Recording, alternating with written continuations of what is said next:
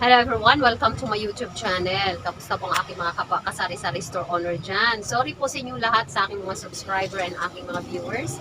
Medyo natagalan tayong mag-upload kasi po nasira yung ating cellphone. So wala tayong cellphone. So itong ginamit ko ngayon, tinry ko lang to uli kung gagana ba talaga o kung matatapos ko ba tong video na to. Ito ay dati kong cellphone. So hinanap ko siya. Kasi yung ginagamit nating cellphone ay hindi maganda, no? Nasisira agad. So, pag nag-a-upload ako, napapatay siya bigla. So, kaya natagalan tayong mag-upload sa ating YouTube channel. Anyways, guys, for today's video, gusto ko lang kayong i-update sa aking mga presyohan dito sa aking tindahan. So, ano-ano na bang mga item ngayon ang sobrang nagtaas at wala tayong supply. So, meron, unfortunately mga kasali. Dito sa aking tindahan, nahirapan kami maghanap ng itlog.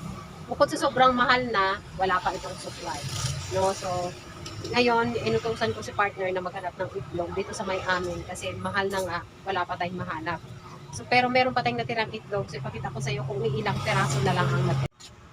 So, mga kasari, ito na lang po talaga ang ating itlog. No? Naghahanap talaga ako ng supply nito pero kahapon nagpapahanap ako sobrang mahal na. Ang small na ganito, 255 ang tray. Tapos yung ganitong klase na, nasa puhunan na to ng 270 pesos. So dahil 270 ang bintahan ko nito ay 10 pesos na. Tapos eto na lang yung natira mga kasari, no? Kahapon, nagpahanap ako, wala tayong makita. So bali 2 days na itong itlog ko. So ito na lang ang natira at sobrang mahal pa rin si itlog. No, tapos mga kasari, marami naman tayong mga asukal kasi marami akong nakuhang mga order sa grocery. So ang sugar pala natin mga kasari, yung ating brown ay dalawang klase. Meron tayong mas medyo dark talaga. 22 itong 1/4. Tapos itong raw natin na ganitong kulay, ayan, ito siya. So, 24 ang bentahan ko dyan. Medyo mas mahal yan compare dito. So, ito ay 22, ayan ay 24. Ayan mga kasari yung ating asukal. At sumunod pa mga kasari, sobrang mahal dito sa amin sa Iloilo City ay itong ating kamatis. Ito ay sobrang mahal talaga. Nandito tayo sa 160 per kilo sa bagsakan na yun ng mga kamatis. Yung sibuyas natin ay 100, ito naman ay 120. So mahal sila parehas.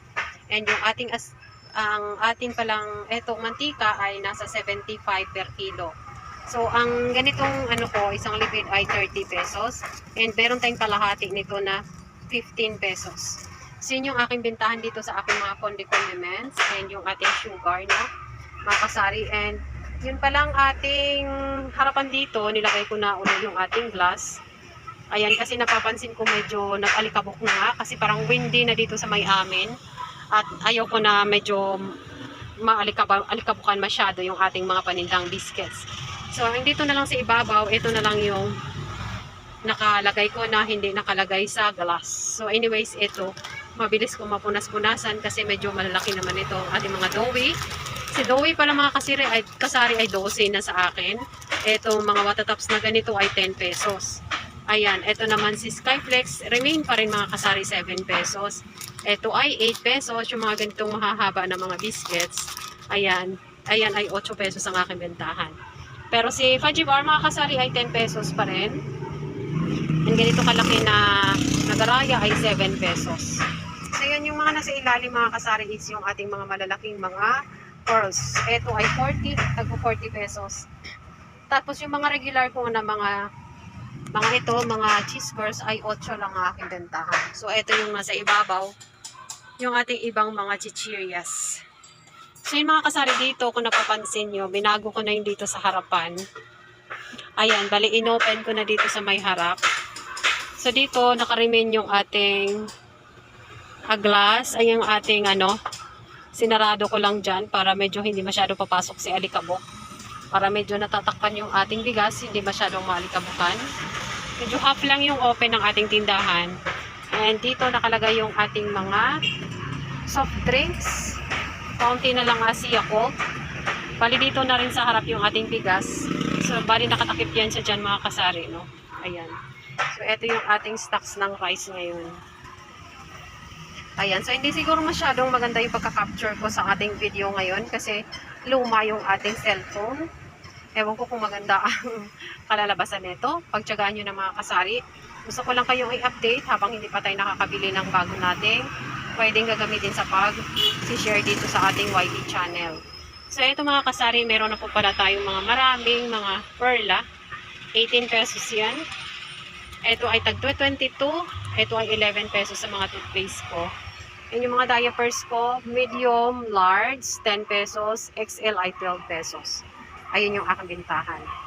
Tapos dito mga kasari, may nadagdag pala sa aking mga pa-beauties. Meron na tayong pa-skincare ngayon. Nagbebenta na ako ng Niacinamide and yung ating Brilliant. Ayan.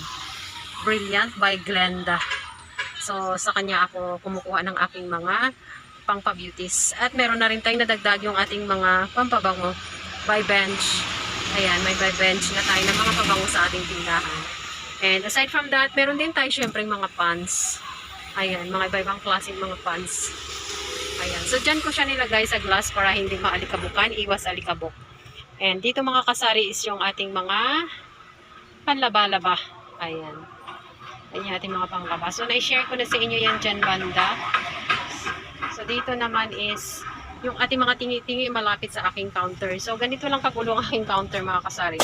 Ito ko nilagay yung aking mga sigarilyo na mga pang-retail. Ito yung ating bariyahan. Ito yung ating bentahan. Ayan sa ilalim. And ayan. Yung ating mga stocks na mga soft drinks mismo. Kasi mabenta si mismo sa akin. Ayan, medyo blurred talaga no. Pero so okay lang yan. At isa kapag share ako sa inyo mga kasari. Kasi baka sabihin nyo, ano na nangyari kay Jennifer S. Channel, hindi na nagsishare. Kasi nga naman nasira yung ating cellphone. So, ito na yung itsura ng ating tindahan mga kasari. Marami tayong mga kapi-kapi dyan, mga 25 grams. Lahat dyan ay 25 pesos ang aking bentahan. So, ayan. Gustong-gusto ko talagang mag-share palagi. Kaso lang nasira yung ating phone. At ito pinagtsatsagaan ko na makakapture ng mga videos. Na sana magustuhan nyo pa rin ang aking video ngayong araw mga kasari. Kahit na medyo hindi maganda yung outcome ng ating pagkuha ng ating mga paninda kasi nga ito ay luma. So dito pala sa amin mga kasari ay dumadaan yung mga bus. So may mga bus na dumadaan dito kasi andito tayo sa highway. So ito lang mga kasari ang aking ma-share ngayong araw na to. Thank you so much guys for watching. And sana magustuhan nyo pa rin ang aking video ngayong araw kahit na luma ang ating cellphone na ginagamit. Thank you so much guys sa inyong lahat. Maraming salamat sa panonood and God bless everyone.